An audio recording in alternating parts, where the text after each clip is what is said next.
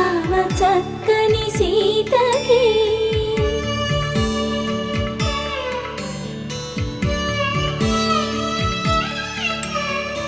ఎర్ర జాబిలి చేయి రాముడేడని అడుగుతుంటే